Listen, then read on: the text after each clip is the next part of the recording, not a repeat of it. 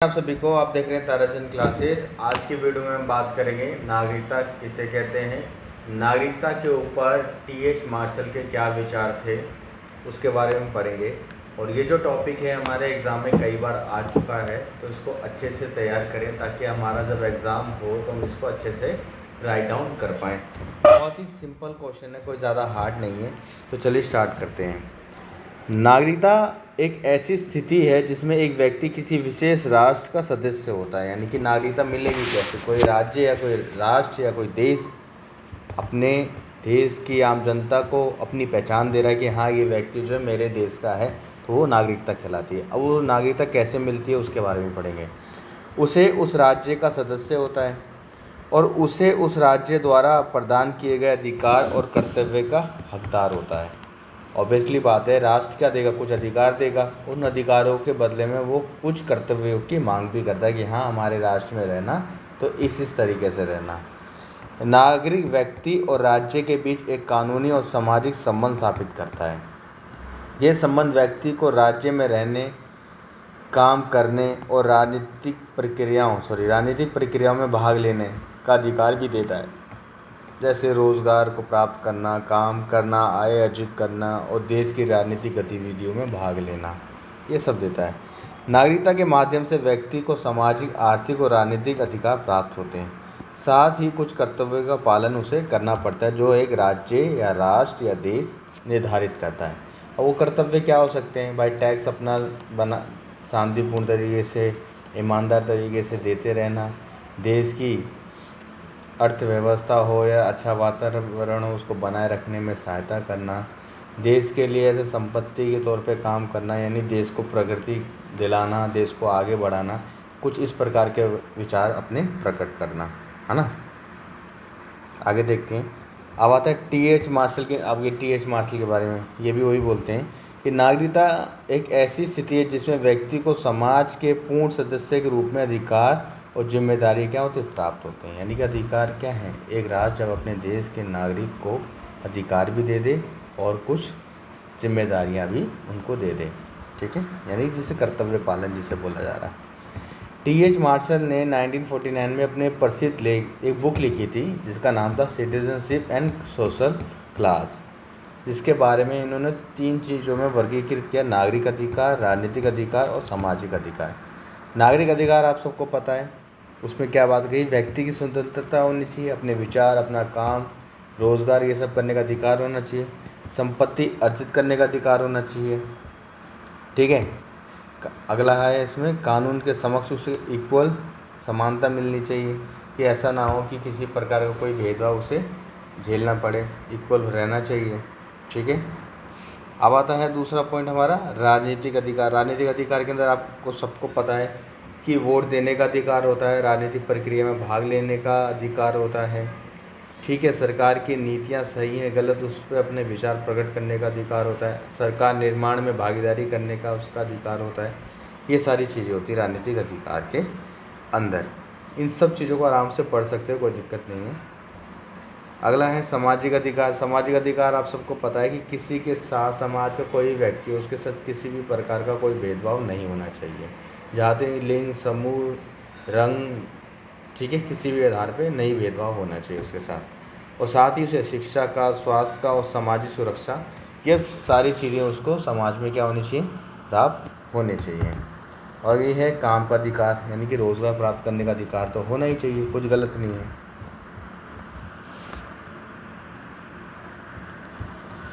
नागरिकता के प्रकार। अब टाइप ऑफ सिटीजनशिप, मतलब किस तरह से नागरिकता के प्रकार नहीं है, आप ये लिख सकते हो नागरिकता प्राप्त करने के तरीके, कितने प्रकार से हम नागरिकता प्राप्त कर सकते हैं, ठीक है। नागरिकता के प्रकार प्राप्त करने के वैसे तो बहुत सारे हैं, लेकिन आप मेन समझ लेते हैं ताकि हम अपने एग्ज़ाम में लिख सकें अच्छे से।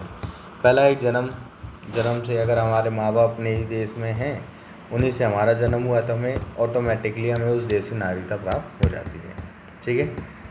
आगे आ गया वंश, मतलब वंश चल रही है। यदि माता पिता किसी देश के नागरिक हैं तो उसका बच्चा भी उसी देश का नागरिक होता है, भले ही उसका जन्म किसी भी देश में हुआ हो। कहने का मतलब ये है, मेरे माँ बाप हैं, अगर वो उनकी शादी तो क्या है इंडिया में हुई है, वो इंडियन के ही नागरिक हैं, लेकिन वो घूमने चले गए कहीं और, वहाँ मेरा जन्म हो गया, लंदन में हो गया, अमेरिका में हो गया, लेकिन तो मेरी जो सिटीजनशिप होगी ना वो इंडिया की ही मानी जाएगी, आगे नहीं। ठीक है। अब आता है पंजीकरण द्वारा। पंजीकरण है जब कोई व्यक्ति किसी देश के कुछ समय तक रहने के बाद वहाँ की नागरिकता क्या कर ले, आवेदन देते कि भैया मेरे को तो अब तुम्हारे देश में रहना है, कोई दिक्कत नहीं, मतलब रजिस्ट्रेशन करा ले, अपने देश की नागरिकता त्याग दे और दूसरे देश में रह ले। कनाडा जापान में ज़्यादातर लोग ऐसे ही करते हैं। ठीक है। अब आता है प्राकृतिकरण द्वारा नागरिकता। प्राकृतिकरण को हटाओ यार, ये पंजीकरण और प्राकृतिकरण ऑलमोस्ट एक जैसा ही है। वह फ़र्क इतना है कि वहाँ पे पंजीकरण बंदा खुद आगे से कह देता है कि भैया मेरे को अपने देश की नागरिकता छोड़ के आपके इसमें आना है। ठीक है। प्राकृतिक में क्या होता है, कोई ऐसा व्यक्ति काफ़ी टाइम से किसी अन्य देश में रह रहा हो, चाहे वो काम के सिलसिले में रह रहा हो, ठीक है, या कुछ सीखने गया हो, या किस जैसा भी है, कई या काफ़ी टाइम से टूर एंड ट्रैवल कर रहा हो एक ही कंट्री में, तो उसका मन लग गया हो उस कंट्री में। ठीक है। मतलब लंबा समय बिताने के बाद अब वो हैबिचुअल हो चुका है, अब उसे अपना देश छोड़ के वो अब तुम्हारे देश में रहना चाहता है, तो आप कह सकते हो प्राकृतिकरण द्वारा नागरिकता प्राप्त करना। ठीक है। या फिर नौकरी पेशा के कारण भी ना लोग क्या करते हैं, अपनी नागरिकता त्याग के उस देश में चले जाते हैं जहाँ पे वो परमानेंट काम कर रहे थे या काफ़ी साल से काम कर रहे थे। ठीक है। अब आता है विलय के द्वारा, मतलब जब एक कोई देश हो किसी का विघटन हो जाए तो उस देश की नागरिकता क्या हो जाती है, इस देश में आ जाते हैं। फॉर एग्ज़ाम्पल के लिए अगर बोला जाए अगर, तो हम कह सकते हैं जैसे पाकिस्तान जो था दो हिस्सों में था पहले, पश्चिमी और पूर्वी पाकिस्तान था। जो पूर्वी पाकिस्तान था वो क्या हो गया, ख़त्म हो गया। अब उसकी जगह बना बांग्लादेश, तो वहाँ के जो नागरिक बन जो पहले पाकिस्तान के थे वो बांग्लादेशी हो गए, बांग्लादेशी सिटीजनशिप हो गई उनकी। ठीक है। या फिर कुछ ऐसे लोग जो इंडिया में आ गए उनको सिटीजनशिप दे दी। ठीक है कि हम यार हमें रख लो, या इंडिया पाकिस्तान का बंटवारा देख लो, कुछ लोग जो थे पाकिस्तान से इंडिया आ गए थे, कुछ लोग इंडिया से पाकिस्तान चले गए थे। ठीक है। तो विलय हो जाने के कारण भी नागरिकता क्या हो जाती है, प्राप्त हो जाती है। अब आता है इसके महत्व, टी.एच. मार्शल सिद्धांत के महत्व जो कि नागरिकता पर हैं। पहला है इसमें जो समानता और न्याय को बढ़ावा मिलता है। ठीक है। क्योंकि नागरिक होगा तो उसे इक्वल राइट्स और इक्वलिटी तो दोनों मिलेगी।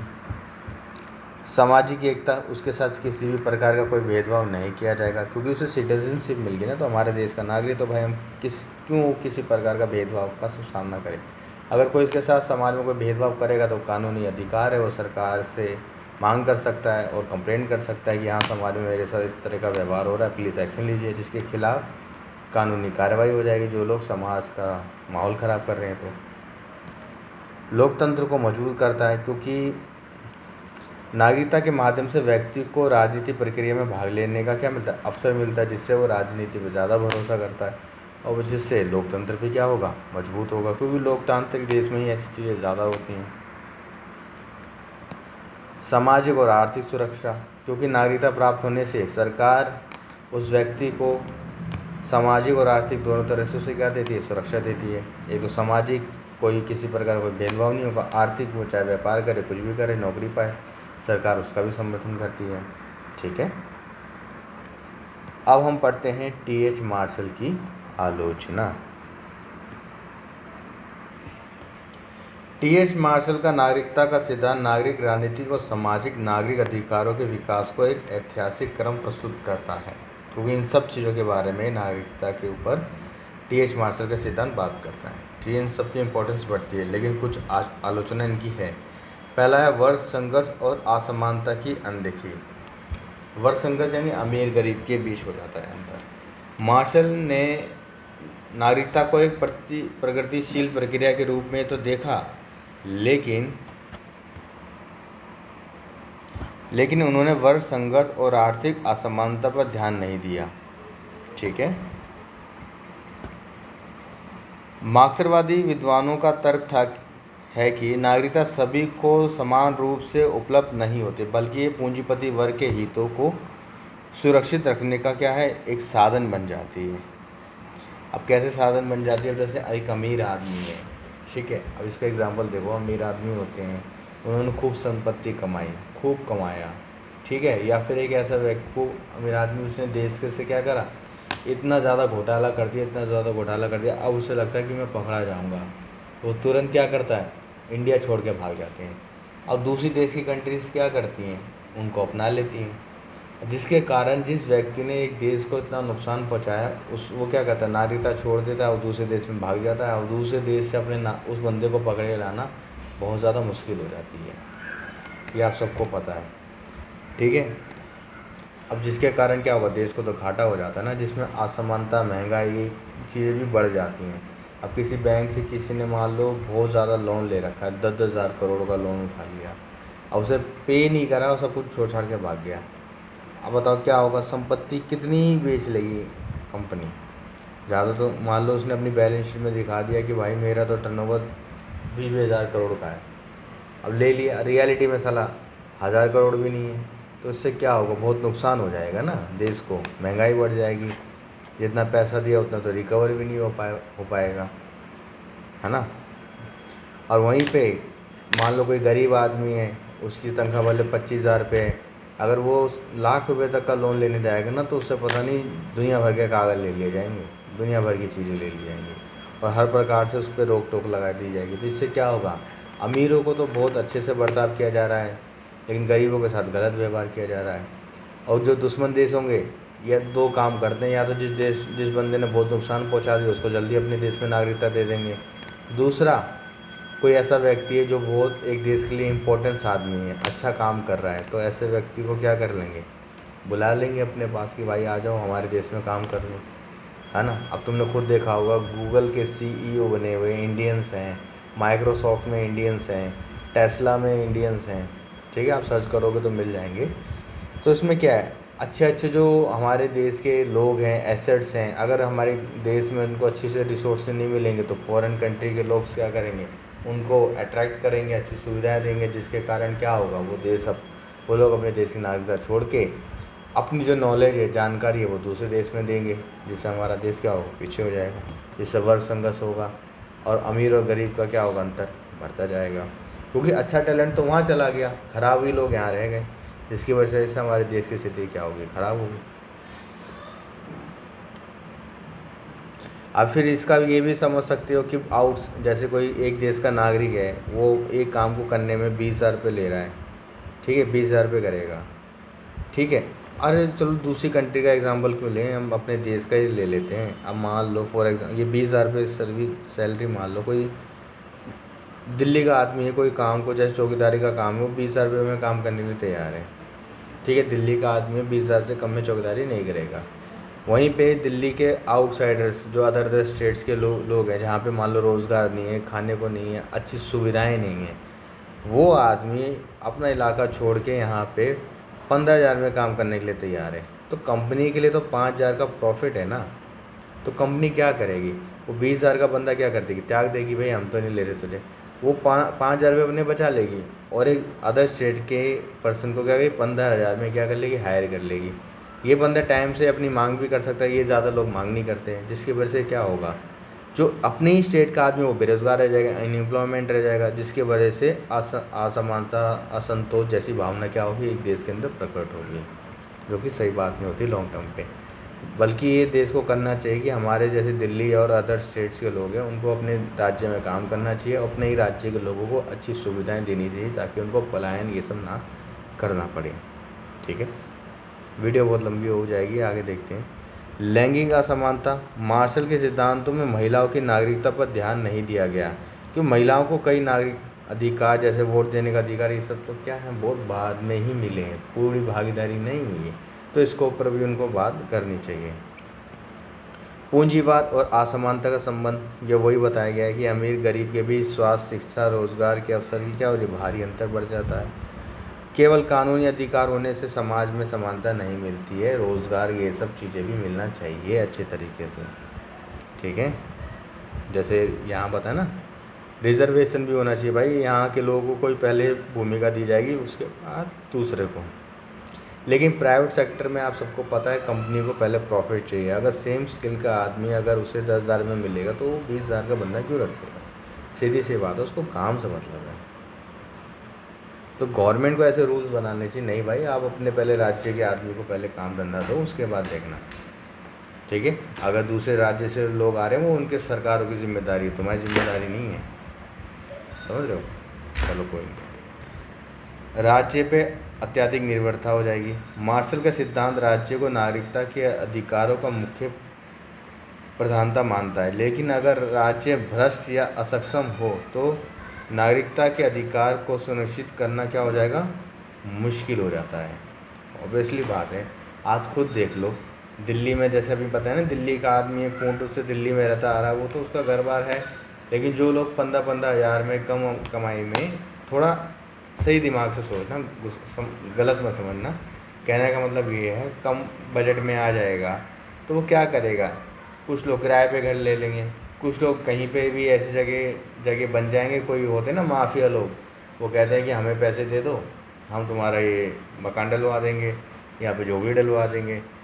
अब उन लोगों को क्या है कि भैया मैं मकान पे किराया दूंगा, मुझे अगर 3-4 हज़ार रुपये लग जाएगा, इससे अच्छा मेरे को थोड़े से इस गुंडे माफिया को 1000 रुपये देने, ये मेरा तंबू गड़वा रहे हैं, ठीक है। वहाँ से वो बीट अफसरों को थोड़ा बहुत, जो भी वहाँ के अफसर होंगे उनको थोड़ा बहुत पैसा चला जाएगा, अब कॉलोनियाँ बसना स्टार्ट हो जाएंगी। अब कहीं ना कहीं कुछ ज़मीनी लेवल पे कमियां हैं ना, जिसकी वजह से ये सब चीज़ें बनती हैं, तो जिसको हम थोड़ा समाप्त करेंगे तो ज़्यादा सही रहेगा। आज ये सारी चीज़ें हो रही हैं तो कितना महंगाई वगैरह का काम हो रहा है कि ये गलत हो रहा है, जो भी है, कई जगह गलत है, कई जगह सही है। अब चीज़ें हो रही हैं तो इसको रोकना चाहिए था, व्यवस्था देखनी चाहिए थी, प्रशासन कैसा था, ये सारी बातें हैं। चलो कोई नहीं, आगे देखते हैं। ब्रिटेन केंद्रीकृत दृष्टिकोण। मार्शल का सिद्धांत मुख्य रूप से ब्रिटेन के इतिहास पर आधारित है। यह अन्य देशों, खासकर विकासशील देशों के लिए पूरी तरह लागू नहीं होता, क्योंकि उनका इतिहास और सामाजिक संरचना क्या है, अलग अलग है। तभी तो लोग सबसे पहले यूके जाते हैं, लंदन भागते हैं, क्योंकि लंदन का जो कॉन्स्टिट्यूशन ही नहीं है, तो अदर गवर्नमेंट्स की क्या हेल्प करेंगे वो, ये सारी चीज़ें हैं। वो देखता है कि हमारे देश का कितना फ़ायदा है, उस हिसाब से सारे डिसीज़न लेते हैं। क्योंकि जितने भी लोग देश छोड़ के भागते हैं ना, अपने आधे से ज़्यादा पैसा ना ये फॉरेन कंट्री में ही इन्वेस्ट कर देते हैं, जिसकी वजह से वो भी वहाँ की सरकारें भगने नहीं देती हैं। चलो कोई नहीं, 4 पॉइंट में, चलो ये था, सिंपल से कहने की बात थी। अगर हर राज्य को इतना सक्षम होना चाहिए कि अपने देश के राज्य के लोगों को पलायन ना करना पड़े। अगर पलायन करके किसी देश के अन्य राज्यों में लोग जा रहे हैं तो सरकार की जिम्मेदारी है, प्रशासन की जिम्मेदारी है कि अनऑथराइज तरीके से कोई बंदा ना एक्टिविटी फैलाए। अगर कोई लोग भू माफिया टाइप के लोग हैं तो उन पर भी थोड़ा सरकार को ध्यान देना चाहिए कि आज अगर ये लोग ढीले हो जाएंगे तो आने वाले 10-15 साल में तो उन सबको कितना नुकसान का सामना करना पड़ता है, जो कि आजकल आप वीडियोस में देख सकते हो। चलो कोई नहीं, निष्कर्ष आप आराम से पढ़ सकते हो, कोई दिक्कत नहीं, आपको समझ आ जाएगा। आराम से पढ़ो, टी.एच. मार्शल के सिद्धांत क्या हैं, सबको समझ आया, कोई दिक्कत नहीं है। मिलेंगे आपसे नेक्स्ट वीडियो में। वीडियोस बहुत लंबी हो गई, आगे से कोशिश करेंगे इतनी लंबी वीडियोस ना बने।